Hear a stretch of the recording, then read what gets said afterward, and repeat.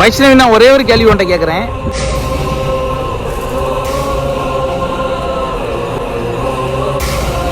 உன் வீட்டில் இப்படி நடந்திருந்தா, உன் உறவுக்கு இப்படி நடந்திருந்தா, இப்படிதான் நீ வீடியோவை எடிட் பண்ணி இப்படி ஒரு காணொலியை நீ பதிவு பண்ணுவியா அப்படின்றத உன் மனசாட்சிக்கிட்ட நான் விடுறேன்.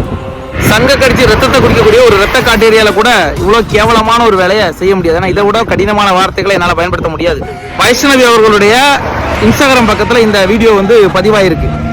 உண்மை சொல்றேன், பிரபலப்படுத்துவதற்காக, ஃபாலோவர்ஸ் ஏற்றுவதற்காக எதையோ செஞ்ச, எதையோ போய் சொல்ற. அப்பெல்லாம் விமர்சனம் செய்யல, பரவாயில்ல நீ செஞ்சுட்டு போன விட்டோம்.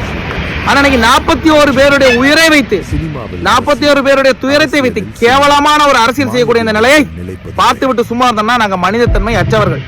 உண்மையிலே தங்கச்சி வைஷ்ணவிக்கு மனசாட்சியோ மனிதத்தன்மையோ அரசியல் பண்போ குறைந்தபட்சம் ஒரு மனிதன் மீது ஒரு உணர்வோ இருந்தனா இந்த கேவலமான வேலையை செஞ்சிருக்க மாட்டேன். பிரபலமாவதற்கு எவ்வளவோ வழிகள் இருக்குமா, நீ செய், தப்பு இல்லை. ஆனா கேவலமா போய் இவ்வளவு இழிவான ஒரு காரியத்தை நீ செய்வ அப்படின்னா கடுமையா விமர்சனம் பண்ணுவோம். இது உண்மையில் வழக்கு பாயும். இந்த காணொலியை யார் உருவாக்கினார்களோ அவர்கள் மீது கடுமையான நடவடிக்கை அரசு எடுக்க வேண்டும்.